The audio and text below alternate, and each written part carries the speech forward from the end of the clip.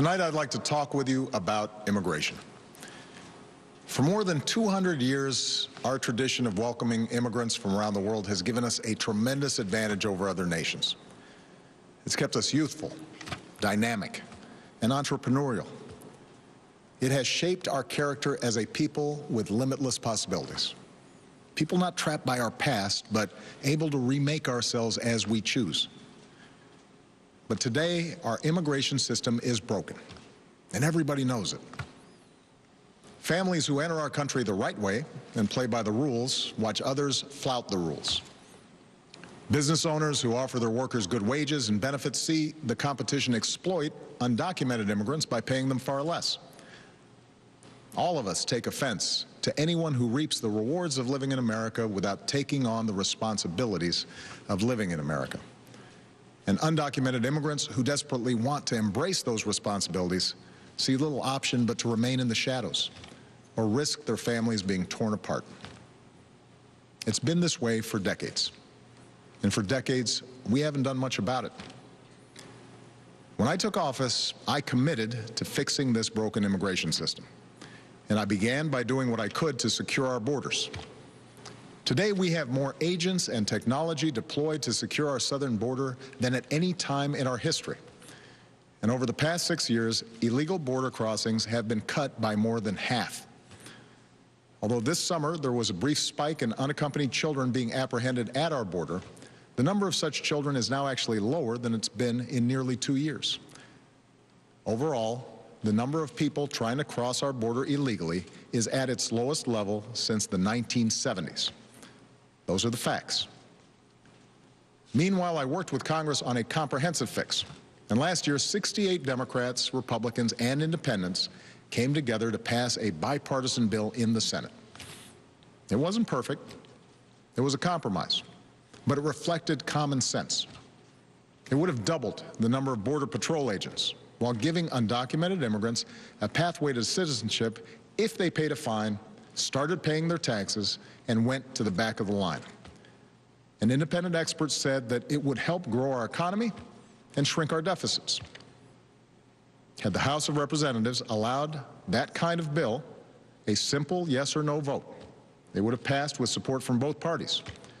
And today it would be the law. But for a year and a half now, Republican leaders in the House have refused to allow that simple vote. Now, I continue to believe that the best way to solve this problem is by working together to pass that kind of common sense law. But until that happens, there are actions I have the legal authority to take as president, the same kinds of actions taken by Democratic and Republican presidents before me, that will help make our immigration system more fair and more just. Tonight, I'm announcing those actions. First, we'll build on our progress at the border with additional resources for our law enforcement personnel so that they can stem the flow of illegal crossings and speed the return of those who do cross over. Second, I'll make it easier and faster for high-skilled immigrants, graduates, and entrepreneurs to stay and contribute to our economy, as so many business leaders have proposed. Third, we'll take steps to deal responsibly with the millions of undocumented immigrants who already live in our country. I want to say more about this third issue because it generates the most passion and controversy. Even as we are a nation of immigrants, we're also a nation of laws. Undocumented workers broke our immigration laws, and I believe that they must be held accountable, especially those who may be dangerous. That's why over the past 6 years, deportations of criminals are up 80%. And that's why we're going to keep focusing enforcement resources on actual threats to our security. Felons, not families. Criminals, not children. Gang members, not a mom who's working hard to provide for her kids. We'll prioritize, just like law enforcement does every day. But even as we focus on deporting criminals, the fact is millions of immigrants in every state, of every race and nationality, still live here illegally. And let's be honest, tracking down, rounding up, and deporting millions of people isn't realistic. Anyone who suggests otherwise isn't being straight with you. It's also not who we are as Americans. After all, most of these immigrants have been here a long time. They work hard, often in tough, low-paying jobs. They support their families. They worship at our churches. Many of their kids are American-born or spent most of their lives here. And their hopes, dreams, and patriotism are just like ours. As my predecessor, President Bush, once put it, they are a part of American life. Now, here's the thing. We expect people who live in this country to play by the rules. We expect that those who cut the line will not be unfairly rewarded. So we're going to offer the following deal. If you've been in America for more than 5 years, if you have children who are American citizens or legal residents, if you register, pass a criminal background check, and you're willing to pay your fair share of taxes, you'll be able to apply to stay in this country temporarily without fear of deportation. You can come out of the shadows and get right with the law. That's what this deal is. Now let's be clear about what it isn't. This deal does not apply to anyone who has come to this country recently.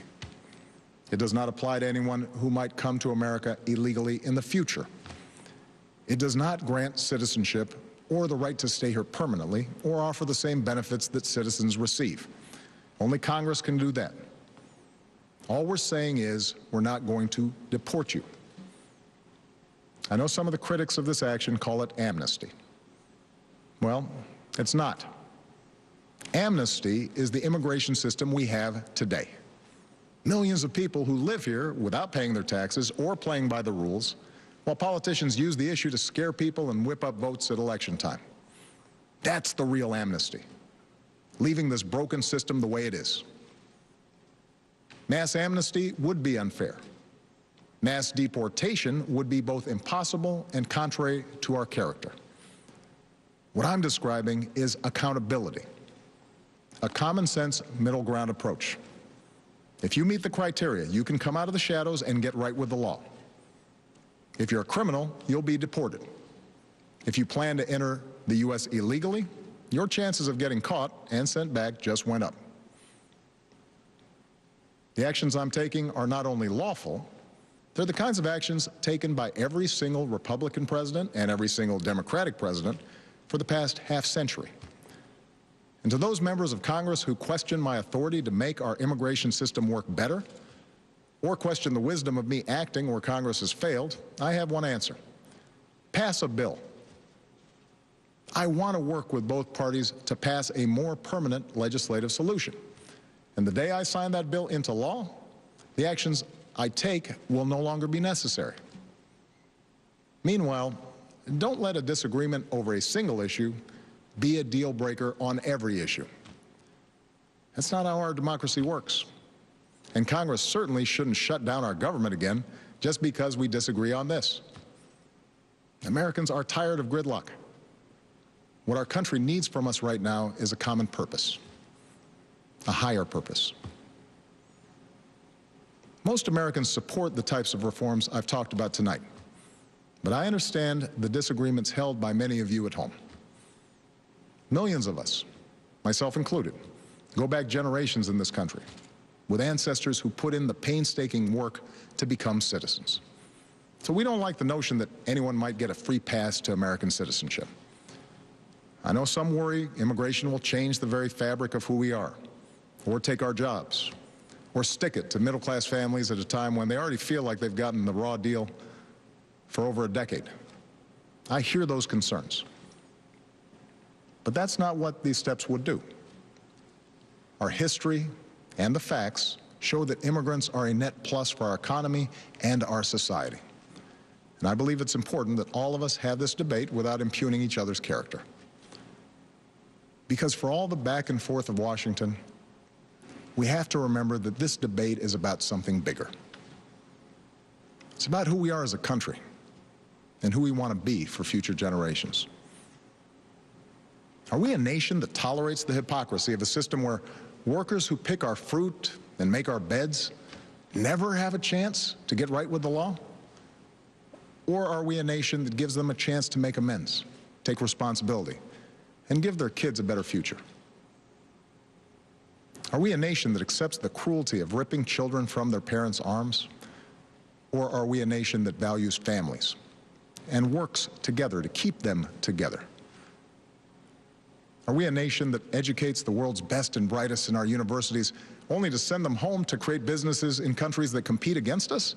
Or are we a nation that encourages them to stay and create jobs here, create businesses here, create industries right here in America? That's what this debate is all about. We need more than politics as usual when it comes to immigration.